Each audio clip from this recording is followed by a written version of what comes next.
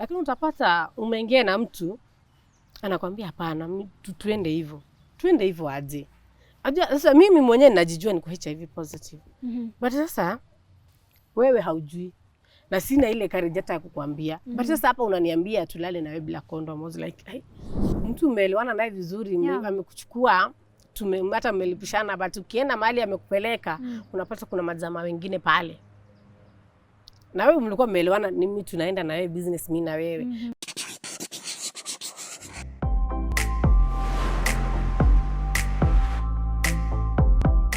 Hello Tuko family, welcome to yet another episode of Tuko Talks. My name is Anya Thira and today I am joined by a beautiful lady who is here to share her story of how she was introduced into prostitution as a teenager. Before we start the show, I would like to thank you so much for joining today's episode. Karibu sana Tuko Talks. Asante. Unaendeleaje? Niko poa tu. Unakaa smart and I want to say that before. I love the hair, the dress, you look so lovely. Hey, thank you. Hebu introduce tafadhali. Kwa majina naitwa Regina Jane. Watu wananifahamu Regina Jane kwa mitandao. But majina yangu kamili ni Regina Mwihaki Ngendo. Ndio majina nilizaliwa nikapewa. Yeah. Okay, tueleze growing up, life ilikuwaje? Okay, mimi nilizaliwa na single mother. Of which tulikuwa tunaishi na yeye kabla ya fariki. Alifariki nikiwa 8 years. Sasa pale life ilikuwa tu sawa. Unajua ile mambo na kuhustle, mama ndiye anashughulika, wewe unaenda shule. Ilikuwa tu life simple tu. But sasa alipoaga life ili change. Juu sasa mimi nilikuwa nimezoea environment, tulikuwa tunaishi town. Sasa ikafika mahali nikaregeshwa town. Sasa nikaregeshwa shambani, sasa tukaanza kuishi na nyanya na babu. Yeah, sasa pale ndo life iliendelea pia baadaye kufariki. Life haikusimama pale, iliendelea. Yeah, sasa pale nikajipata naishi na nyanyangu na babu yangu and other relatives. Okay, tueleze masomo. Sasa pale mimi nilisoma mpaka class 7 I think. Okay, 7, 8 niliingia but sikumalizia. Unaona? Yeah. Nilikuwa tu na nyanyangu na babu yangu within that time. After mamangu amekufa tu kidogo, haikukaa kama 1 year haikuisha. Nikawa nagonjeka, napelekwa hosi, na nalazwa, naregeshwa nyumbani. Sasa ilikuwa like every week niko hospitali. Madaktari kafika mahali wakasuggest sote tupime mtoto sababu mamake alikufa juzi na alikufa na ugonjwa wa ukimwi. Sote tumpime ndo at least tujue chanzo ya hii magonjwa yote ni nini. Sasa pale ndo nilipimwa. Okay, mimi hata sikujua nilipimwa but pale ndo nilipimiwa sasa. Wakanipata niko HIV positive. Sasa mimi nilipoona chenye nilikuwa nimelazwa hosi nayo na nikapelekwa nyumbani. Sasa kuregeshwa nyumbani ndo napelekwa na dawa mingi. Na ikafika mahali nikapona, nikawa ninaenda shule kama kawaida. Ninacheza na watoto wale wengine kama kawaida. But sasa ikafika mahali nauliza babu yangu, mbona ninaendelea tu kumeza dawa kila siku? Yet nilipona, niko sawa, niko healthy, ninaenda shule. Sasa my grandfather aliniambia, unajua nini? You have to take these drugs. Kwa maana ukiacha utalazwa hosi tena. Sasa unaona ashaniwekea kauoga fulani kwamba hizi dawa lazima ukunywe. Usipokunywa utagonjeka tena, utalazwa hosi. Na hakuna mwenye anapenda kulazwa hospitali. Wengine wakicheza na wakisoma. Mimi nikaendelea kumeza dawa zangu. Of which sikuwa najua hata ni ARVs, sikuwa najua ni za nini. Niliendelea tu kumeza. Mpaka ikafika mahali kwa age of 12 hapo ama 11. 12 13 hapo. Sikumbuki ilikuwa ulongo. Sasa nilikuwa nimepelekwa kwa muda mrefu na babu yangu mpaka nilikuwa najua unaingia hii mlango, unatokea hii. Nilikuwa najua hiyo process venye unaenda mpaka unachukua dawa unarudi nyumbani. Okay, uliface ni stigma? Mali kwa stigma iko. Alafu najua sasa mimi nilikuwa hata ningeface stigma singejua hii ni stigma juu singejua hata I'm suffering from HIV. So hata ningeonyeshwa kitu fulani nilikuwa nadhani pengine unanichukia kwa sababu mamangu alikufa kutoka. I remember nyumbani kwetu nilikuwa na beseni yangu ya kuogea peke yake ambapo ilikuwa itumiwi na mtu mwingine. Hiyo kitu nakumbukanga mpaka leo juu sasa beseni yangu haingetumiwa na mtu mwingine kwenda kuoga. But ilikuwa tu ni mimi peke yangu. Unaona? Na mimi singetumia hizo zingine zenye wanatumia.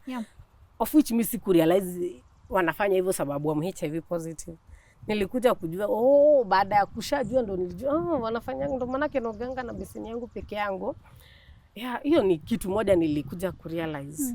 Nilikuwa napitia saa hiyo. Stigma ingine nilipitia shule. Shuleni watoto walikuwa aji, but walimu walikuwa wanajua. Sasa walikuja wakajua hivi. Siku moja kukaletwa na Red Cross hii suggestion box. Yeah. Ikiwekwa kwa ukuta, ndio ilikuwa iko mpya. Ilikuwa hatujaipata tena huko shule. Sasa ililetwa na tukaambiwa tunafaa tuulize maswali. Swali yote yenye uwezi face teacher ukamuuliza, unafaa uiandike mahali, uende uulize, utumbukize pale ndani. And then, at the end of the day, ile parade ya jioni ile. Hiyo sasa mkiwa pale maswali yanasomwa, teacher anajibu.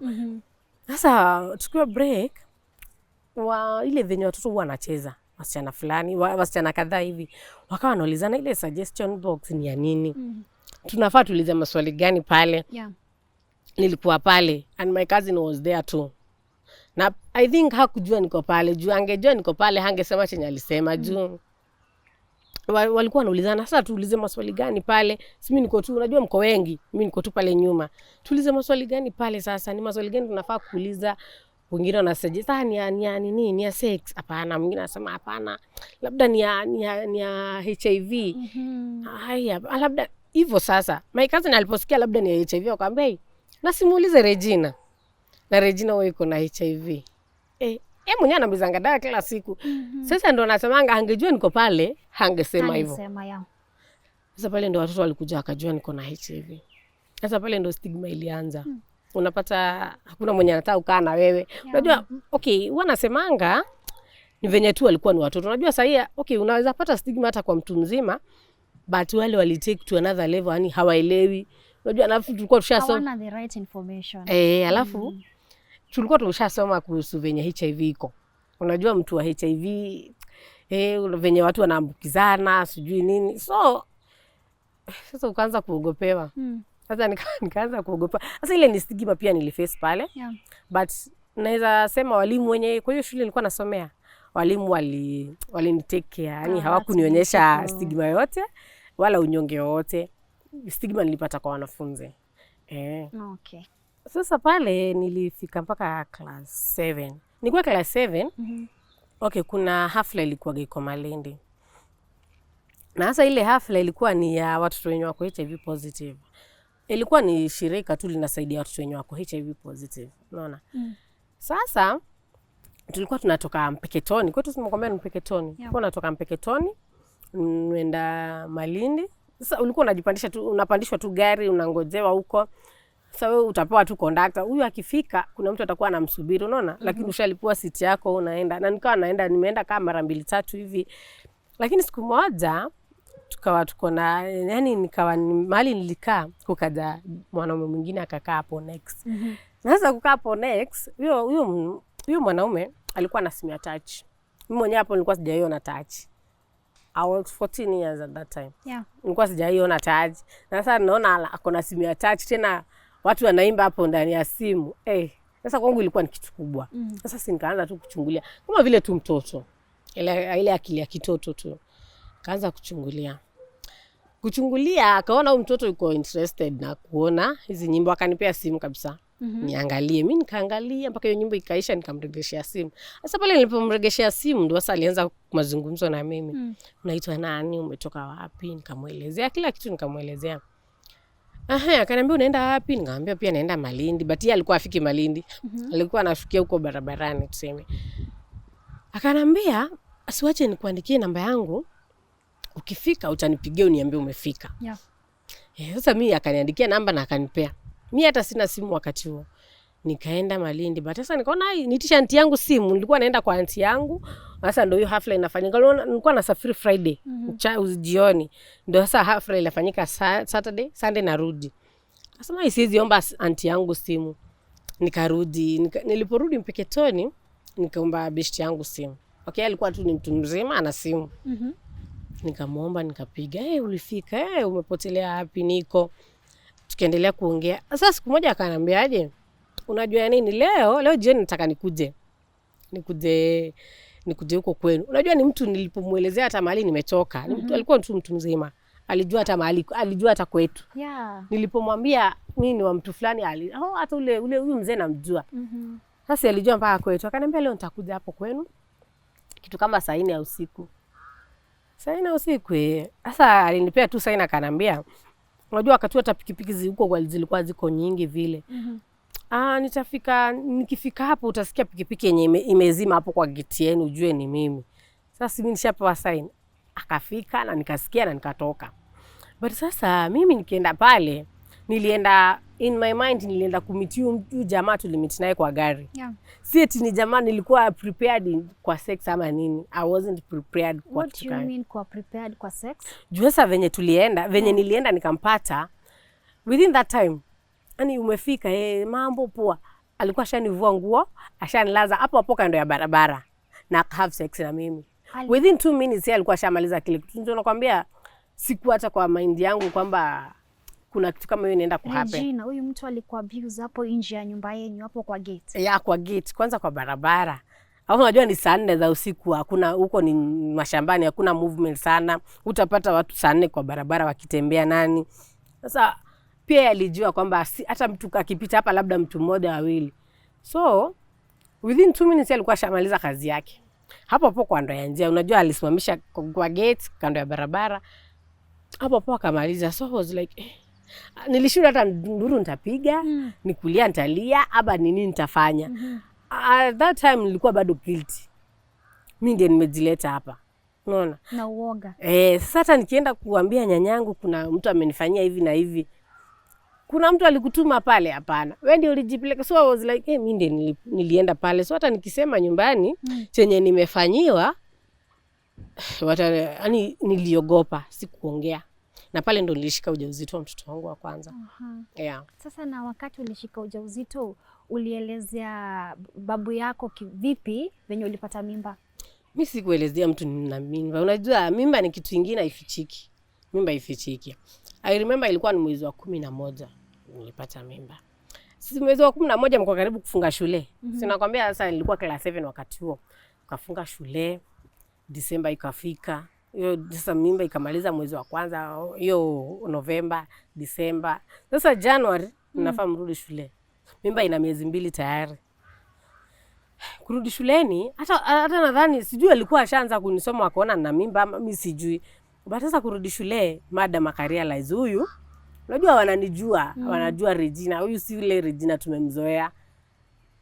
Wale walijua nina mimba. Si ndio nakwambia hata class 8 niliingia hiyo January, but ikifika February nilikuwa nishashimamishwa. Nikaambiwa wewe nenda utulie nyumbani, ujifungue, ukijifungua next year tunaweza kuwekea situ uje ufanye KCP. So I was like sawa. So mimi sikusema kwamba nina mimba, wao ndio walijua kwamba nina mimba. Okay. So masomo ikakatika. Masomo yangu ilishia pale. Hebu tueleze sasa venye umefika nyumbani, what happened next? Niliposimamishwa shule, sasa ndio waliona sasa my grandparents sasa pale ndio walichukua hatua ya kwenda kushtaki huyu jamaa. Huyu jamaa alishtakiwa. Na kesi kaanza tu nikiwa na mimba.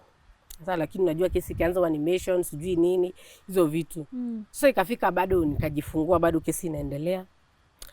Nikajifungua mtoto wangu akafika, kesi tunaenda tu. Si unajua kesi haiko kotini. Tunaendelea tu na kesi na mimi mtoto nishajifungua. So ilifika mahali mtoto wangu akiwa na miezi 6 hapo ama 7. Ilikuwa hata hajafikisha hata 1 year. Ndio sasa huyu babake mtoto sasa akatuma mtu. Akanitumia mtu sasa akaniambia nenda mwambie Regina nataka aende. Yaani walipanga venye nenda mwambie nataka nipeleke mahali kama Mombasa ama Nairobi. Ya aende akakae huko. So wao hawakuja na ile njia ati wanantorosha, hapana. Walikuja tu na njia mzuri kwamba nataka tukupelekee. Unaweza ataka kwenda mahali kama Mombasa ama Nairobi ukaishingi huko. Kaambia unajua I was excited. Sijaifika Mombasa, sijaifika mahali kama Nairobi. Sasa naambiwa niende Nairobi ama Mombasa. And that time ndo nilikuwa 15 years. So yani nilikuwa tu ile excited. Naenda jiji bwana. Sasa akaniambia unaweza penda, nikamwambia naweza penda. Kuna mtu yote unajua Mombasa ama Nairobi? Nikamwambia mimi hakuna mtu najua Nairobi, but Mombasa kuna mtu unaongeanga naye na simu yuko Mombasa. At that time niliposimamishwa shule na nikakaa nyumbani na nikajifungua, nilikuwa nimebuy ka phone. Na hiyo kipindi nilikuwa hiyo mimi ni mtu naandikanga nyimbo zangu, na compose, natunga, naandika but sijai record. Sasa pale ile kipindi kukawa kuna mwanamuziki ameletwa kwa redio. Pale nilipigia yule mwanamuziki simu. Unajua nilichukua namba yake kwa redio. Nikamwambia, na by the way nimesikia unaimba, nimekusikia kwa redio. Na mimi pia huwa natunga nyimbo zangu. Unaweza nisaidia venye naweza record? Kanambia hapana, mimi pia ni mwanamuziki na mimi si producer. Ninaweza kupea namba ya producer, yeye ndiye anaweza kukusaidia kurecord. Sasa pale akanipatia namba ya producer. Sasa nikawa naongea na producer, sasa tukawa tunaongea na yeye venye ninaimba. Venye nitakuja nyumbani. Ni venye siku namwambia nikipata pesa nitakuja Mombasa ni record. Ni sawa, wewe umekaribisha. So tukawa ni kama tunazungumza karibia daily. Unaona? Of which mimi ndiye nilipoa namba yake nimpigie, nimuulize kuhusu kama anaweza nisaidia kurecord. Sasa huyu jamaa mwenye ametumwa nikamwambia mimi kuna mtu najua Mombasa. Sasa ni huyo producer juu. Nilikuwa sijui mtu mwingine Mombasa. Haya, kanambia sawa, wewe mwambie hata kesho ukiweza unaenda. Si nikampigia simu nikamwambia producer, mimi kesho ninakuja.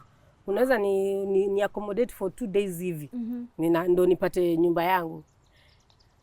Kanambia sawa, haina shida. Mimi nikatoka Mpeketoni. By the way hata walifanya kunitorosha juu kama ni mabag zangu zilikujua usiku.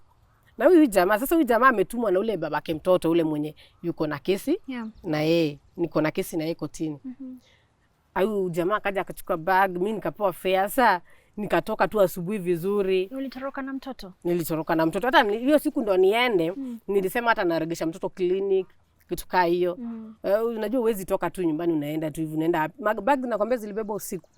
Sasa mimi mwenyewe kutoka na mtoto nilitoka tu asubuhi mapema tu. Napeleka mtoto clinic. Na ndio hivyo nikaenda nikapanda gari na nikaenda. Nikafika Mombasa sasa. Kufika Mombasa nikapata producer akanilaki kwa bus station. Akanipeleka tu mahali nikakaa for 2 days. Nilikuwa nimemwambia ani accommodate for 2 days hivi. Alifanya hivyo. Na sasa ule naye akatuma pesa ya nyumba, nikapangisha nyumba yangu. Kaanza tu life mattress hivyo. Sasa ikafika mimi niko Nairobi sasa. Niko Mombasa. Mombasa ule jamaa akaniambia venye umefika huko, our grandparents watakuwa nakupigia simu. Toa hiyo line, tupa, nunua ingine. Mimi nafanya tu venye naambiwa. Tupa hiyo line, toa, nunua ingine, na hivyo ndivyo nafanya. Nikabai line nyingine yenye hawana. Na usio unawapigia na hiyo line, mimi sipigi. Yaani venye chenye alikuwa ananiambia ndicho mimi nilikuwa nafanya at that time. Sasa pale nimekodisha nyumba. Hakuna mtu mwingine najua Mombasa, ni producer peke yake. Si producer naye akaanzanga kuja kwangu ile nikaa tunaongea mambo na music. Hebu niambie leo umetunga nyimbo gani? Hii iko vipi? Of which anakuja tunaongea na yeye, lakini kumbe chenye anataka ni sex. Alikuwa anakuja tukiongea hivyo have sex na mimi anaenda zake. Haikuwa relationship. Haikuwa relationship ilikuwa pale. Wakati mlikuwa mnatumia protection? Producer tulikuwa tunatumia protection. Sasa pale life iliendelea, but sasa ikafika mahali producer akaona huyu hata yani akachoka na mimi hivyo, na ndo hiyo communication ikakatika hivyo. Na tukaacha, yani tukawa tu communicate na yeye tena. Sasa nikawa tu niko kivyangu tu Mombasa, of which yule bake mtoto anatuma do. Sasa ikafika mahali akakosa kutuma do. Sasa si eti anakosa kutuma do kabisa. Anakaa kama 2 weeks hivi, unaona anakutumia 500. Na unajua uko na mtoto, uko na nyumba ya kulipa, uko na chakula unapaswa kufidi mtoto. 500 haiwezi tosha. So nikawa kuna neighbor pale. Namuuliza, leo unaweza nikopesha hata 50 bob juu sijatumiwa pesa. Nikitumiwa nitakuregeshea. Ofisi ananipatia. Saa nyingine ananiambia hata niregeshe, saa nyingine ananiambia chukua tu nimekupatia sabio mtoto hivyo. Lakini sasa ilifika mahali pia naye akachoka. Kuchoka akaniambia unajua nini? Akaniita siku moja akaniambia unajua nini? Kuna mahali unaweza enda ukasimama na ukapata pesa. Ati kuna mahali naweza enda nikasimama nikapata pesa. Wapi hapo? Okay, mimi nataka nikuelekeze bala kushindanga ukikuja kuomba shilingi 50 100, hata utakuwa uombi mtu pesa, utakuwa uko na pesa yako. Kaniambia hapo, akanielekeza hapo mahali. Anikapajua. Unajua nilikuwa nimekaa Mombasa kidogo sasa, miezi kadhaa. Sasa aliponielezea hapo nilipajua, ukienda pale, uende tu masaa saa moja, wewe simama tu hapo. Mwanaume yote ni atakuona pale. Hakuniambia ati ni kazi ya sex. Mwanaume yote mwenye atakuona pale atajua uko job. Sawa. Si mimi nikafanya hivyo. Nikatafuta tu mtu wa kunilalia na mtoto wa mama walezi. Yeah. Nikaacha mtoto nikaenda. Na nikaenda nikasimama. Kusimama mara hiyo nimesimama nikapata mtu akakuja, mambo poa. Situingia hapa ndani nikubaie soda. Unaona hata sijai kunywa hata pombe. Bado haujajua ni kazi gani unaenda kufanya? Okay, mimi sijajua ni kazi. Yeye hakunielezea ati unajua pale utakuwa unaenda unajiuza, unapata pesa. Hapana, hakunielezea hivyo. Aliambia tu utakuwa unaenda unasimama. Sasa mimi nikaenda nikasimama. Ule mtu akaniambia nibaie soda. Tukaingia. Tukakunywa soda. Alikuwa tunawatch TV, sijui ilikuwa ni bola ama ni nini kwa club. Sasa akaniambia sasa venye unakunywa tu soda, si nikuchanganyie yangu. Yeye alikuwa anakunywa pombe. Si nikuchanganyie yangu. Unajua utaweka soda mingi hata utaisikia. Utasikia tu ni kidogo. Yaani utaisikia, utasikia tu hiyo taste ya soda. Si nikafanywa hivyo. Mimi mwenzako sijai kunywa pombe, ndio pale mara ya kwanza. Hivyo akanichanganyia mpaka nikaja nikalewa. Kulewa sasa tukaenda naye tuka have sex. Sasa tuka have sex na akanipea pesa. Na mimi asubuhi nikarudi nyumbani. Of which nilirudi kana tu. Alinipea I think 250. Na nikarudi nyumbani. Sasa nilikuwa nimeenda nikapata 250. Unajua 250 kwangu ilikuwa siipatikani kirahisi. Yeah. Hii ni yangu. Si eti nimekopeshwa na mtu. Haujaomba. Sijaomba, si eti nimeomba mtu, ni yangu. Sasa hapata nikipea mama mlezi 50, nabaki na 200 na kesho niende sitapata nyingi kesho. Sasa ikawa sasa ni tabia sasa. Ni mtindo wa kila siku. Sasa jioni mimi naoga vizuri naacha mtoto naenda zangu. Naoga vizuri naacha mtoto naenda zangu. Na ikawa sasa ndio nimejiingiza kwa prostitution hivyo. Okay, na ulifanya kwa muda gani? Nimefanya kwa muda mrefu juu sasa. Unaona ile wakati si nimeingia kwa prostitution, nikaanza kutumia pombe nini. Nikaanza kulewa. Sasa pale nimelewa hata kuliko hata wenye wanaiuza. Sababu unajua venye niliintroducewa kwa pombe, nilienda tu hivyo nikizoeanga, ninachanganya na soda kidogo, mpaka mwisho nikawa sichanganyi na soda na kunywa hivyo. Sasa ikafika pale sasa pia mimi niko pro wa pombe sasa. Nikaanza bangi. Yaani miadarati yote pale nilikuwa natumia. Kwa ile kipindi nikawa ninatafuta pesa leo na ikunywa kesho. Unaona? Hata silipi nyumba ama nini. Juu yenye nimedhukuma leo ikifika kesho. Yeah. Nikija kesho jioni lazima nitoe lock, lazima unaweza toa lock ukatoa kabisa ile pesa umekuja nayo utoe, ama pengine unaweza pata mtu akakubaia. But in case hujapata, mio yangu nachukua na kunywa. Ama hata ukipata bado yaani nilikuwa napata pesa na naitumia, nalewa. Kafika mahali sasa nikafungiwa mpaka nyumba. Juu sasa silipi. Natafuta pesa ndio, but naikunywa huko. Na silipi nyumba. Sasa ikafungwa. Pale ndo wakili ligonga. Sina watu wetu. Before tufike hapo kwa watu wenyu, nataka tueleze zile challenges umekuwa ukipitia, sababu hii si kazi rahisi. Iko na challenges zake. Umekuwa ukipitia challenges gani? Hapo kwa challenges ni mob. Unaona ukiwa kwa hiyo kazi utapata first of all kuna wale wana take advantage ya mtu mwenyewe kama mimi. Utaona hakuna mwenye aliwahi jua kwamba mimi niko HIV positive pale. Na hakuna venye unaweza enda kujitangaza huko HIV positive. Na hakuna venye ukimwi inajiandika kwa nini.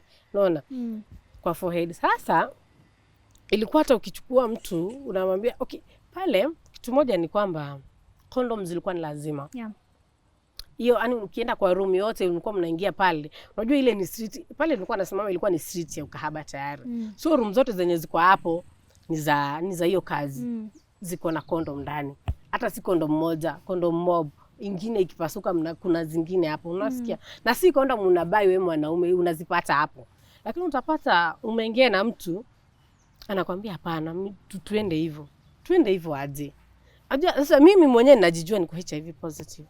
But sasa wewe haujui. Na sina ile courage hata kukuambia. But sasa hapa unaniambia tulale na wewe bila condom. I was like, sasa mbona unaniambia tulale na wewe bila condom? Hatujuani. Si relationship iko pale. But unataka bila condom. And I was like, mbona kwani mtu ajipendi? Ama pia yeye mwenyewe uko HIV positive ndio maana yake anataka tulale bila condom. Juu sidhani kuna mtu mwenye anajua hali yake yuko HIV negative. Atataka akuje achukue kahaba kwa street. Alale na yeye bila condom. Na anajua yuko HIV negative. aje. So I was like, huyu mtu ukiona mtu akiniambia hivyo, ni kumaanisha pia yuko HIV positive, ni kumaanisha hajali. Pia anataka kuniambukiza. Unajua hiyo kitu ilikuwa inaniumiza. Mbona? Yaani I was asking myself so many questions. Mbona huyu mtu mbona atake hiyo? So hiyo ni kitu moja ilikuwa inaniumiza. Challenges zingine ni kama zile za kuchapwa. By then nilichapagwa paka hapa kwa kichwa. Usinione napenda kuvaa wivu hivyo. Nilichapagwa paka, yani ilikuwa unaweza pata mtu mkaenda naye vizuri. Mtu umeelewana naye vizuri, amekuchukua, hata mmelipishana, but ukienda mahali amekupeleka, unapata kuna majamaa wengine pale. Na wewe mlikuwa mmeelewana, ni mimi tunaenda na wewe business, mimi na wewe. But unapata kuna wajamaa wengine wawili pale wanakukojea. Sasa ni watatu. Na umepelekwa mtaani hata ujui. Umepelekwa kwa room ukapatana kuna wengine, si mmoja peke yake. Huyu amekuja akakuchukua na wewe ukakubali. Lakini ukifika kwa room unapata hata si room, huyu nimekupeleka kwa hizo guest hizi fanya hivyo. Alikuwa anakupeleka tuseme kwa nyumba yake. Na kikuchukua pale anakuambia hata kwangu si mbali, kwangu ni hapa tu hivi. Si mbali. Kwa hivyo ni mahali tunachukua pikipiki, tunaenda, tunamalizana na unarudi. But wewe umefika pale, unapata ni wanaume watatu wako pale ndani. Wawili plus yeye ni watatu. Inabidi unyamaze. Juu sasa utapiga nduru, huo mtaa ujui. Wewe pale ni mgeni. Wewe kwanza ni kahaba ujue hivyo. Na utapiga nduru, nani aje akusaidie usiku huo? So I was like, itabidi tu ngoje wamalize wote watatu urudi. Hata hiyo pesa hata uwezi hata ingojea. Juu sasa wewe umekuja mwenyewe uko na machungu. Tumeelewana ni mimi na wewe peke yake. Hata tukujua kwamba kuna third party ama second party, unaona. Haya. Ingine ni uende ufanywe chenye unafanywa na ukose kulipwa. That happened. Yeah, it happened so many times. Na sana ndio ilifika mahali mpaka unaona kahaba alikuwa hataki kwenda mbali. Kama hutaki na mimi hapa kwa hizi guests zenye ziko hapa, ambapo in case of anything hao wengine wataniulizia. Juu huwezi fanya na mimi hapa alafu ukose kunilipa. Kahaba wengine wako hapa lazima utatoa pesa. Hebu tueleze instance moja yenye maybe uliagree na client mkaenda mkalala pamoja lakini akakataa kukulipa. Huyu acha nikueleze, hii hata si kukosa kunilipa. Huyu tulienda naye vizuri, alinitoa tu kwa laini. Akaniingiza kwa club, tukakunywa, tukaelewana venye tumeelewana na tukaenda. Sasa kwenda na yeye tukafanya venye tulikuwa tumeagree na tukamaliza. Na sina mimi tumemaliza, mimi nitaka kwenda zangu. Yeye akakataa nitoke. Akaniambia hapana, nataka tena. Kaambia hapana, mbona uko nje ya makubaliano? Tulikuwa tumeagree tunaenda hii mara moja na umenilipa pesa fulani. So kama unataka tena you have to add more money. Hataki hivyo. Hataki hiyo biashara ya kuongeza pesa. Sasa sikawa sasa ni vita. Mimi niliona huyu jamaa na alikuwa tu ni jamaa mkubwa hivi ana mwili wake. Nikasema hapana. Mimi nikaingia kwa choo. Unajua guest house zilikuwa zina choo ndani. Nikaingia kwa choo. Nikaficha pesa yangu ndani. A private part. Sasa nitoke nipambane, sio nataka pesa. Na mimi pesa yenye ushanipea pesa siwezi kuregeshea. Nikaficha pesa yangu. Na nikatoka sasa. Kutoka sasa si nimetoka hapo tupambane sasa na yeye akinitisha pesa mimi sina. Juu sasa chenye nataka ni either nimregeshe pesa ama tuende tena. Na mimi hizo zote sikubali. Siregeshi pesa na siendi tena. Kazi umefanya? Kazi nimefanya. Sasa unataka nikuregeshe pesa aje? Haya. Kutoka ule jamaa alianza kunipiga. Kunipiga akanitoa nje. Unajua tulikuwa ndani ya gesa, akanitoa nje kwa corridor. Kwa varanda hivi. Kunitoa nje, mimi napigwa watu wakiangalia. Hakuna mtu anainterfere, hakuna mtu anakuja kukutetea. Hakuna mtu mwenye ananiulizia hata. Unajua sasa pale nilikuja kurealize huyu jamaa alikuwa ni polisi. Na wale watu wenye walikuwa wanafanya kazi pale walikuwa wanamjua. Juu si eti alikuwa ni mgeni. Lakini mimi ilikuwa ni customer wangu wa mara ya kwanza. Nilikuwa sijai meet na yeye tena. Unaona? Sasa nilikuwa nachapa wakiwa anaangalia juu anajua ni polisi. Sika akanichapa pale akandarulia nguo. By the way unajua alikuwa ashatashavaa viatu zake. Alikuwa ananigonga huku kwa miguu na kugonga na hizo boots na zinachuma mbele. Yaani nilichapa ile kichapo kingine na si eti tumekosana, si eti nini, ni vile tu nimekataa kumpea tena. I was like, sasa pale juu ya hasira alindarulia nguo. Akaona hakuna pesa. Unajua sana wanawake tunaambiwa tunafichanga pesa kwa matiti. Akaona hakuna nguo, alirua mpaka akaona sina pesa.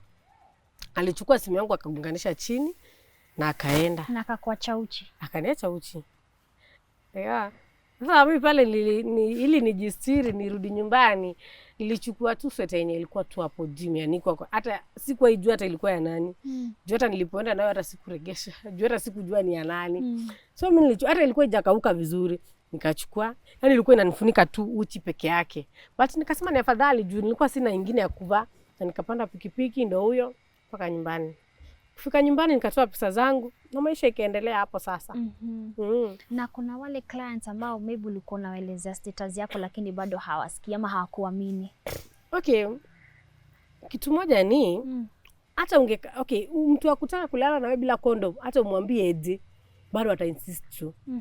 Hata umwambie na sana akiendelea kuinsist alikuwa anakuambia mimi nitakuongezea pesa. Sasa mimi pale pa kuambia mtu direct kwamba niko HIV positive. Sikuiambia mtu niko HIV positive, but nilikuwa namwambia hapana. Yaani nilikuwa nakataa ile hapana, mimi sitaki. Okay. Sitaki tuende bila condom. Siku hizi kuna magonjwa. Yaani usimwambie direct kwamba I'm HIV positive. Naambia siku hizi hata kuna magonjwa mengi, kuna syphilis, kuna HIV. Hata anaweza pata hata mimba. Naambia hapana. Yaani yuko tu pale pa hapana. Ukimwambia mimba, nitakupea pesa ubai tu. Ukimwambia kuna magonjwa anakuambia hata ukimwi siku hizi ni kama homa. So sijamwambia direct I'm HIV positive, but umejaribu kumu-insist hapana. Kuna magonjwa mengi siku hizi. Hapana, wewe tuendelee tu hivyo hivyo. Hey, so okay, kule nilikuwa naona watu wengi wako ignorant. Ignorant sababu mtu amekwambia hata bila kuambiwa. Unajua protection start with you. Wewe ujiprotect wewe mwenyewe. Uvae ile condom ukijua najiprotect mimi. Hata si huyu. Ni mimi ndiye najiprotect. But sasa wewe you are the first person unakata ile condom. Ufanyweje sasa? Umekata ile condom utaki. Nakwambia kabisa hata naweza pata mimba, hata mimi pia mimi sijui hali yako. Ananiambia mimi niko sawa. Unajua ukimwambia mimi okay, mimi najijua mimi niko sawa. Na wewe uko sawa, mimi niko sawa. So I was like unapata mtu watu walikuwa hivyo. Walikuwa careless. Naweza sema walikuwa careless. Juu haunijui, sikujui. Tumepatana tu pale. Hatuna uhusiano na wewe. Hatujapimwa. Hata acha kupimwa, hata hatuna uhusiano, hata ndo first time unaniona. Unaona, lakini unataka kulala na mimi bila condom. So mimi nilikuwa nachukulia mtu yote angeniambia nataka kulala na mimi bila condom. Huyu mtu si eti mimi peke yangu ndiye analanga na mimi. Na inaonekana analaga pia na wanawake wengine. Juu siwezi kuambia ati mimi ndiye nilikuwa mrembo pale kuliko wote. Siwezi kuambia ati customer alikuja leo ananichukuaga tu mimi peke yangu. Unaweza kuja unichukue mimi leo, kesho uchukue mwingine, na utapata hata watu wenye walikuwa wanaenda na watu bila condom, wanawake walikuwa wanajua. Juu mwanaume angepita pale, unajua wewe umeniuliza mimi tulale na bila condom. Kesho umeenda umeuliza huyo, kesho mwingine. Sasa wanawake wanakujua unapenda bila condom. Mwanaume akupenda bila condom alikuwa akipita hapa, huyu anapendanga kavukavu. So ni mtu anajiachilia tu hivyo. Na sasa hebu tueleze sababu kazi ya sex working ni ya usiku na ulikuwa na mtoto. Ili affectaje relationship yako na mtoto? Mimi nasemaga hata mtoto mkubwa ile utoto wake kuanzia sasa pale nilipoanza kazi ya ukahaba. Ile utoto wake hata sijui. Anaweza kuambia tu sijui sababu nilikuwa mama ndio, but nilikuwa mama absent mother. Nitaingia asubuhi. Sasa mtoto alikuwa hata ni mdogo hajaanza shule. But sasa mimi nitaingia nilale. Mtoto atashinda tu kwa mama mlezi. Jioni mimi nitoke. Hivyo akeshe na mama mlezi. Hivyo yani ile mtoto wangu at that time alikuwa hata ndio anajua mimi ni mamake, but hatakuwa na ile uhusiano wa karibu sana. Naweza kuambia ati ile utoto wake ule si ujui. Vile mtoto ati leo amefanya hivi leo sijui. Sasa unaona mimi nilipoanza ile nimeingia katika ile kazi nilikuwa nikitoka asubuhi na nikiingia asubuhi ni kulala. Nitaamka jioni. Saa nyingine hata nitakula nikiamka ndo nitakula. Unaona? Mambo kama sasa ile jukumu la ulezi nilikuwa nimepewa wale mama wa daycare. Sasa hapo mbeleni ulikuwa umesema kuna wakati sasa maisha ilikujika kuwa ngumu. Tuelezee kuhusu venye sasa ulirudi nyumbani. Maisha ilikuwa ngumu ile. Sinakwambia nilikuwa nalewa. Kulewa, yani kutafuta pesa unapata na unalewa. Ikafika mahali nikafungiwa nyumba juu nilikuwa hata siwezi kujimudu ile kulipa nyumba. Unaona? Sasa pale ndo nilikumbuka niko na watu wetu. Sote nipigie manti zangu simu. Na kulikuwa na anti yangu nilikuwa na namba yake tu bado fed. Nikapiga simu. Kupiga simu ni nani? Ni Regina. Sasa fanya hivi, kuja nyumbani. Juu ulishatolewa warrant ya kuarestiwa. Juu uliacha kesi kiendelewa, umetafutwa, tumekutafuta kila mahali, hatujuangi uko wapi. So rudi nyumbani. Ile kesi ya defilement. Ile kesi sasa. Sasa unajua mimi ndiye nilikuwa nikaa ambaye mimi ndiye nimeshtakiana na mimi ndiye siko sasa. Unaona? Mshtakiwa yuko. Unajua sasa alinibeba wana sana. Sasa yeye mimi alinitorosha, lakini sasa kila mention ya kesi alikuwa anaenda. Ana attend. Sasa mimi ndiye siko. Lakini yeye ana attend. Kesi ikiambiwa ni tarehe 25, tarehe 25 yuko pale. Unajua hata yuko courageous, mimi siko.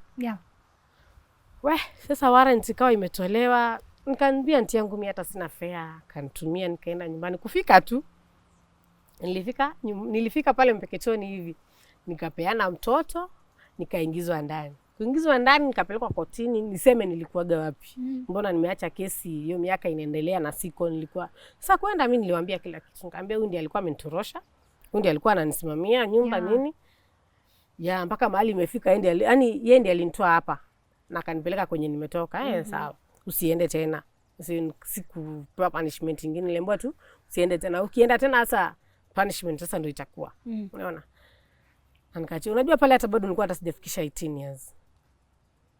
Nikakaa. Sasa pale niliendelea kukaa nyumbani. Sasa babu yangu aliniwekea kafyu hakuna kurudi Mombasa mpaka hii kesi ije ikamilike.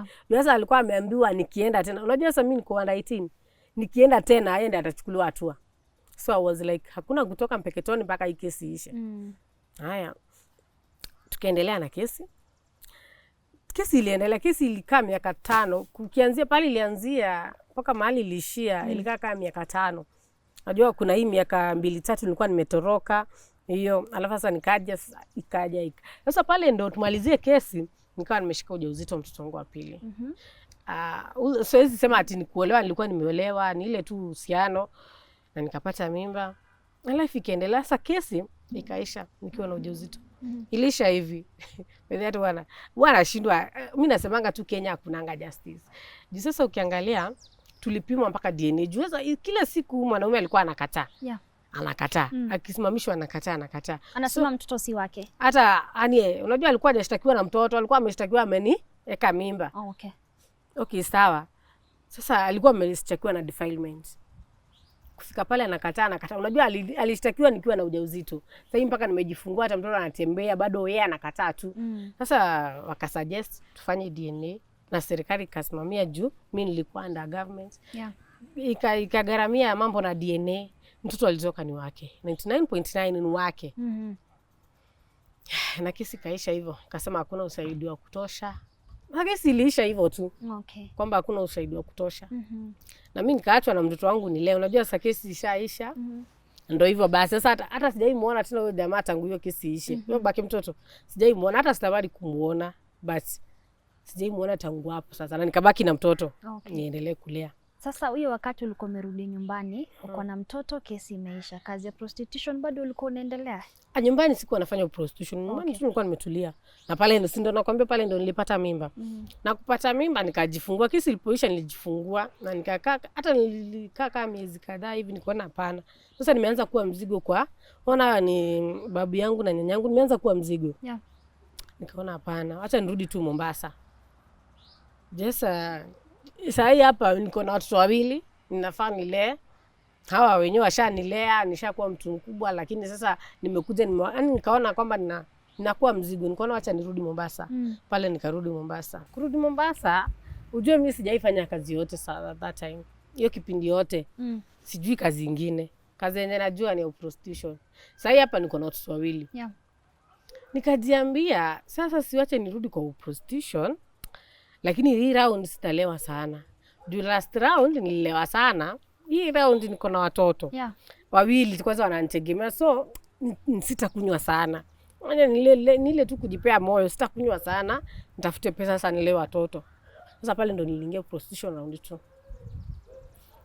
Na nikiendelea prostitution. Challenges zilikuwa ni zile za kupigwa. Kutolipwa. Unaona? By the way, prostitution ni kazi nyingine. Watu wanaonaga tu. Unajua unaweza ona tu kahaba, watu wanasema huyu ni kahaba. But nilikuja kurealize prostitution saa nyingine ni spiritually. kwa watu wengine. Mimi kwangu naweza sema ilikuwa spiritual. Yaani ilikuwa ile kutoka juu. Nikuregesha nyuma kidogo. Mamangu alikuwa analewa sana. Hiyo wakati sasa kabla hajafariki. Alikuwa ni yule mwanamke analewa, anakuja asubuhi amelewa. So it's like mimi hata hiyo wakati nilikuwa nachukia pombe. Nilikuwa nasema nilikuwa mtu mkubwa. Mimi nilikuwa mtu mkubwa, mimi sitawahi kunywa pombe. Unaona? But sasa hapa nilijipata deep. Mimi ndiye ninakunywa hata kuliko wenye wanauza. Unaona? Yaani nilijipata ile life mamangu alikuwa anaishi. Hiyo ndio nilijipata nayo. Pale nikiwa mtoto sikuwa ijua kwamba mamangu anafanya prostitution, hapana.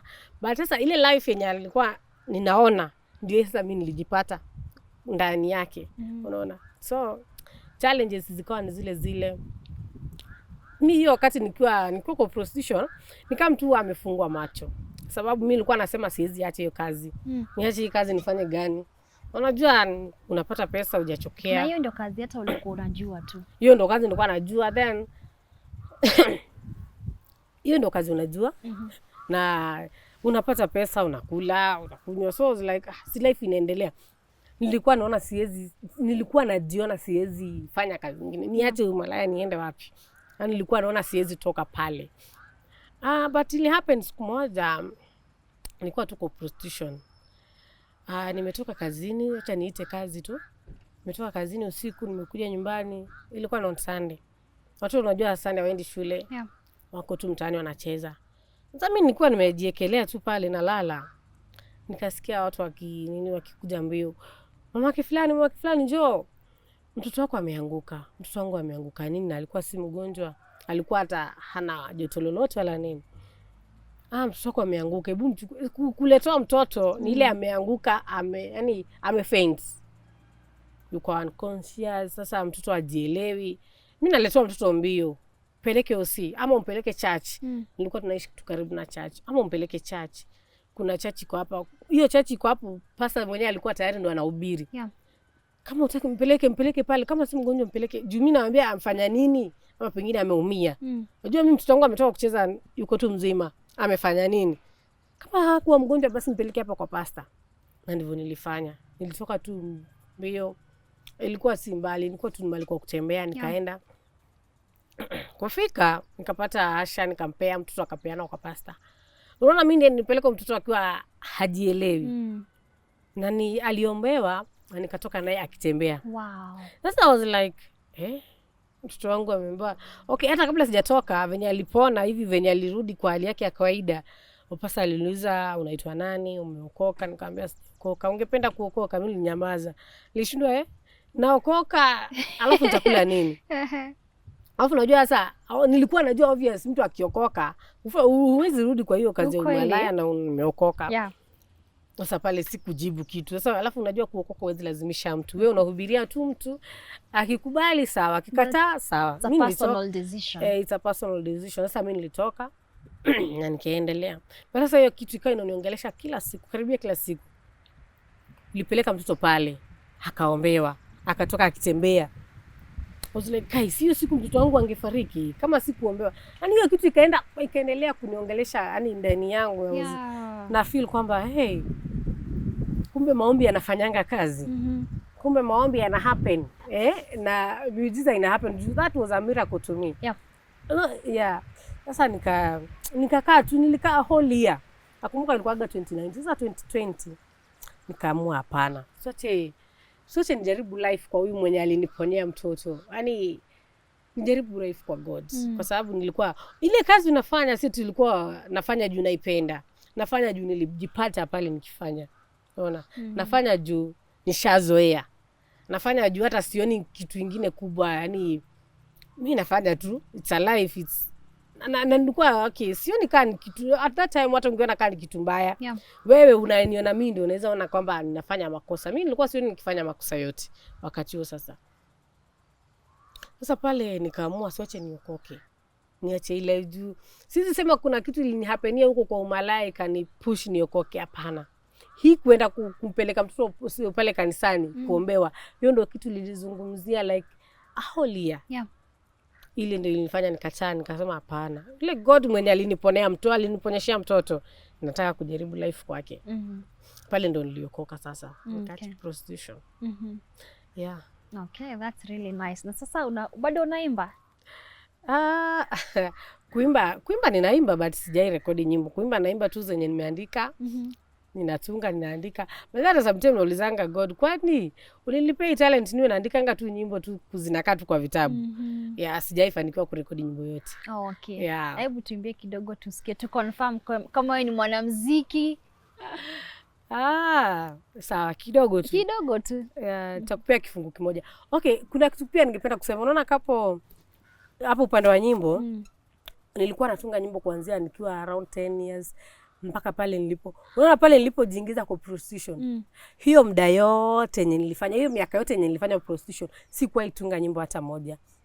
Nyimbo zenye niko nazo ni zenye nilitunga kabla siingia kwa prostitution na baada. Okay. Yaani ndio nikaa najiuliza, kwani hiyo roho inaweza toka na ikaenda hiyo ya kutunga na kunini. At that time sikuwahi tunga nyimbo yote, but after nimeokoka sasa ndio nilikuja. Sasa after kuokoka nilitunga hii nyimbo moja, nilikuwa tu ni ile unanyenyekea, ile kuomba msamaha. Yaani ilikuwa kunyenyekea tu kwa Mungu.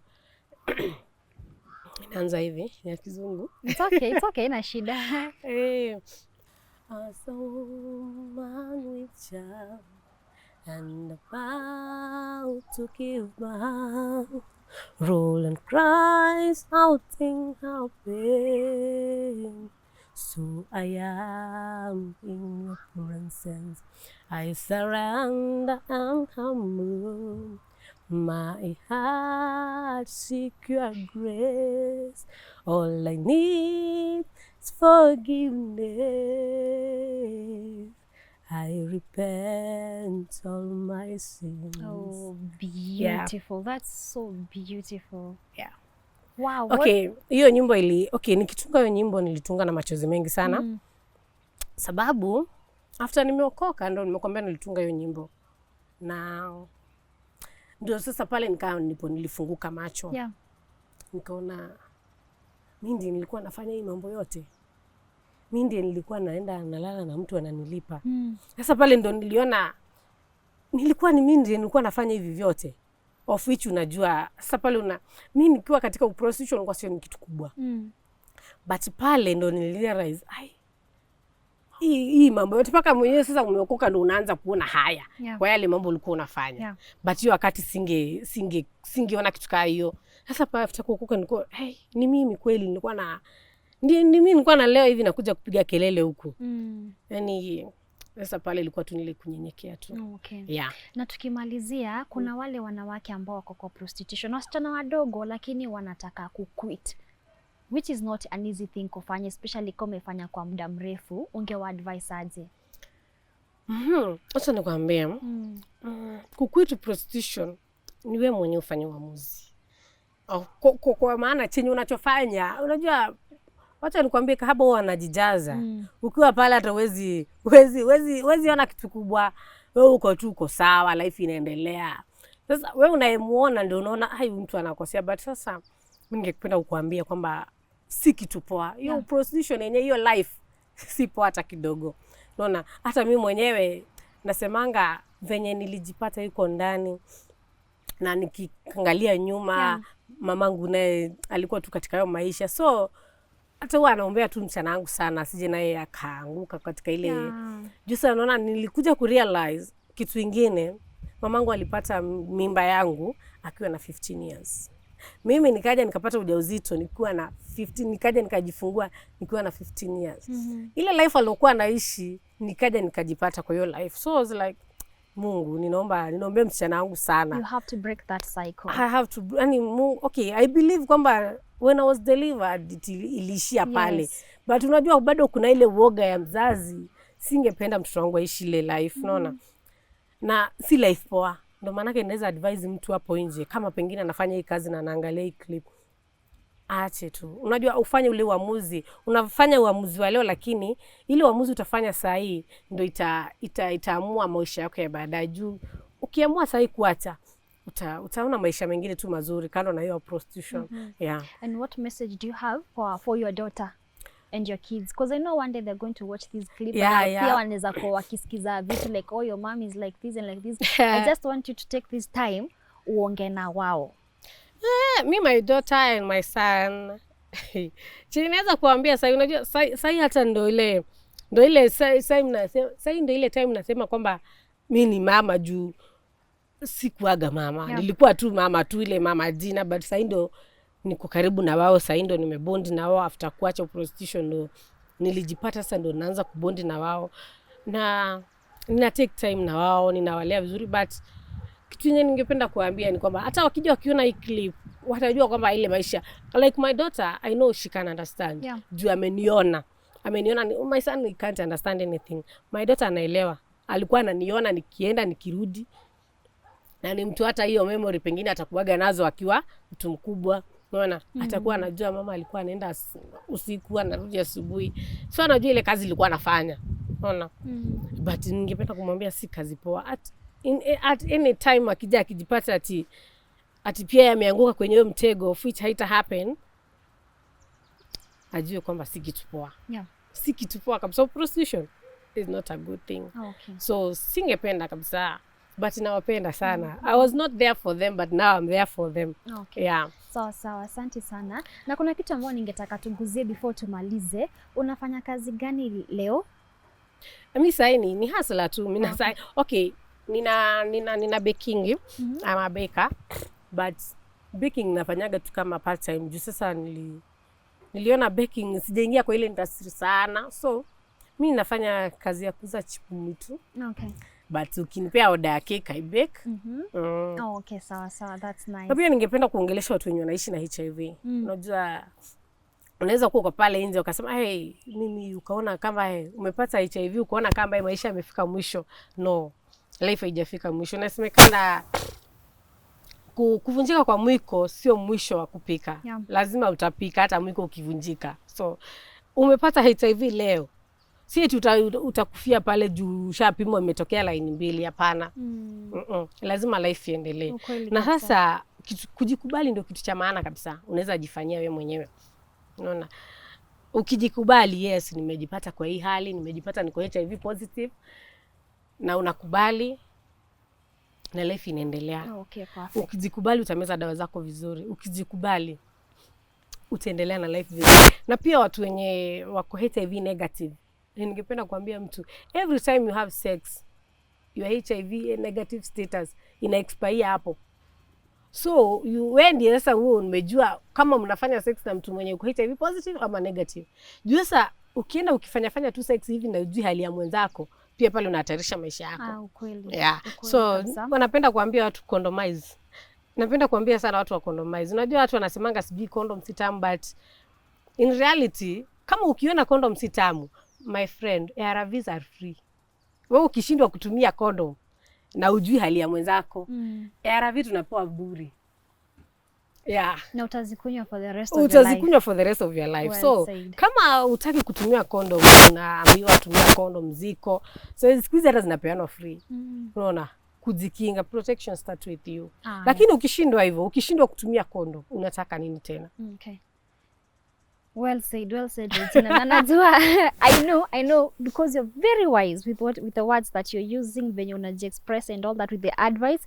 Na najua kuna wale wa Kenya ambao wangetaka kuongea na wewe maybe for advice, wengine wangetaka kusupport your business. Watakupata vipi? Unaweza nipata kwa 0790 70 99 76. 0790 70 99 76. Na pia kwa FB najiita Regina Jane. Niko na YouTube channel najiita Regina Jane Official. Ukitafuta Regina Jane Official, usubscribe pale, nitashukuru sana. Yeah. Okay, and tukimalizia nataka kukushukuru sana kwa kukuja hapa Tuko Talks. I really appreciate your story, the way you explain, and the fact that you're so positive with life. Like, choose not to give up. You had so many reasons to give up in life. You had so many reasons to continue with prostitution, but you decided to quit. So I really appreciate you for that. Thank you so much. To you, our Tuko family, thank you so much for joining in today's episode. Till next time, let's keep it Tuko Talks.